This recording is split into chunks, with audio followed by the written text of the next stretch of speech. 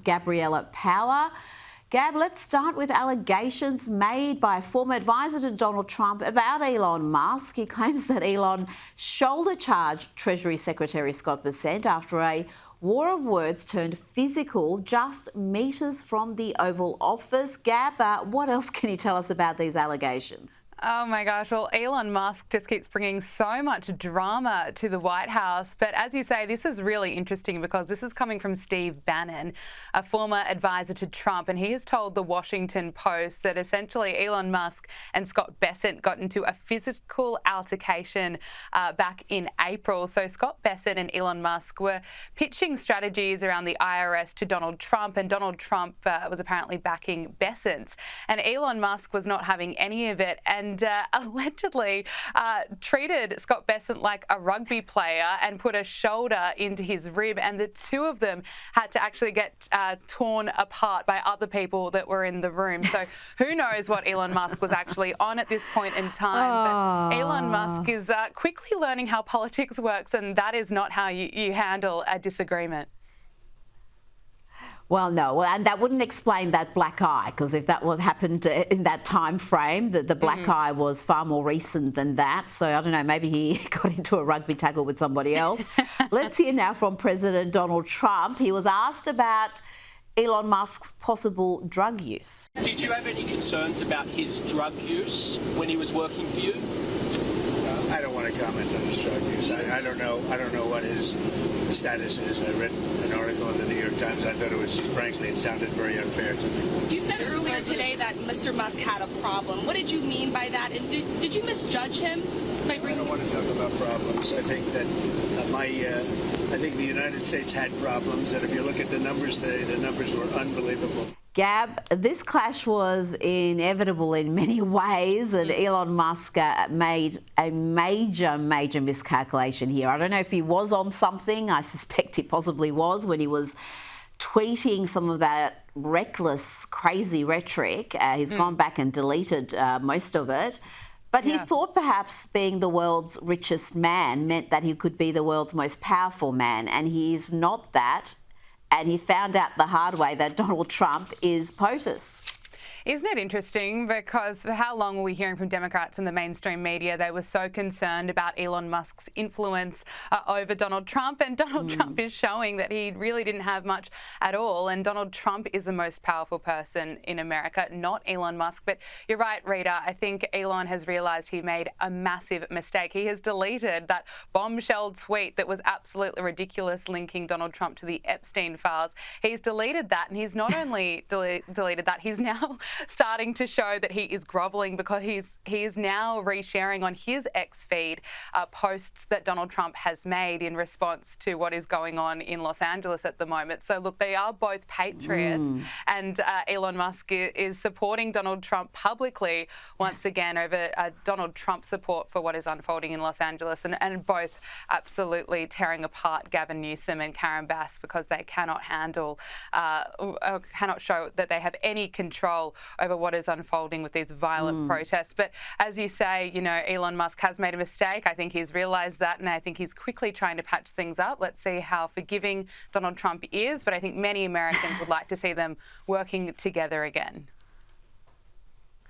Well, yes, for the good of the country, you would like to see that, but he's got to know his place. It can't have another episode like that. Absolutely. And you're right. I've heard some absolutely crazy commentary today from some, veteran pundits saying some of the trouble in LA, it's not a coincidence that it started when Elon Musk and Donald Trump have fallen out, as if that has anything to do with it. I don't know what planet some of these analysts are on, but now decorated gymnast Simone Biles has clashed with women's sports campaigner Riley Gaines on X. She posted something quite nasty, writing, "You're truly sick, all of this campaigning because you lost a race. Straight up sore loser. You should be uplifting the trans community and perhaps finding a way to make sports inclusive or creating a new avenue where trans feel safe in sports. Maybe a transgender category in all sports.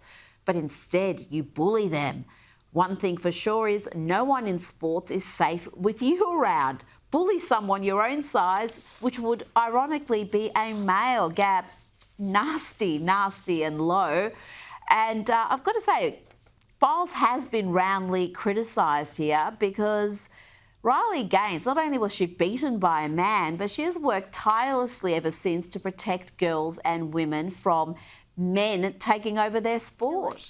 Yeah, she does, but there's a lot of support for Riley Gaines here, and this is one of the biggest stories in the US right now. And Simone Biles wrote that horrible tweet when Riley Gaines was called out that there was a biological male competing in its softball tournament and where else but Minnesota, Tampon Tim's country. But look, Riley Gaines has hit back at Simone Biles' comments, and she's brought up Larry Nassar, of course, the convicted pedophile who was convicted for assaulting hundreds of young girls. Now, I'll read you exactly what she said. She wrote, "All the horrific sexual abuse that Simone Biles witnessed and spoke out against caused by one man, yet believes women should be forced to strip naked in front of men to validate the man's feelings. You know how many gold medals you'd have if your inclusive dream came true? 0. Now, Riley Gaines also clarified her position that she absolutely hopes that this convicted pedophile, Larry Nassar, just spends the rest of his life rotting away in prison. But at the same time, men do not belong in women's sports, and female athletes continue to be failed by a system that protects men at the expense of women's safety." And look, she's absolutely right, and we are just seeing that support for Riley Gaines at the moment. Now, I wanted to get your reaction to the IDF boarding Greta Thunberg's so-called freedom yacht. What did you think of this little expedition by Greta Thunberg? Did she achieve her aims? I mean, she's certainly got a lot of international attention, which is what I guess she's really after. She's in the business of attention seeking. Mm-hmm. This PR stunt of hers has spectacularly failed. It was always going to. I mean, this narcissist Greta Thunberg, who just has spent so many years being so hysterical about climate change, and now she's, showing support for Hamas on this ship, which was absolutely ridiculous. She was bringing in barely any aid to Gaza, thinking that she was going to be some hero. She was going and doing CNN crosses and live streaming it, and even before Israeli authorities took control of this ship, she even recorded a video saying that she had been kidnapped by Israeli authorities. If anything happens to her, it's because she's been kidnapped.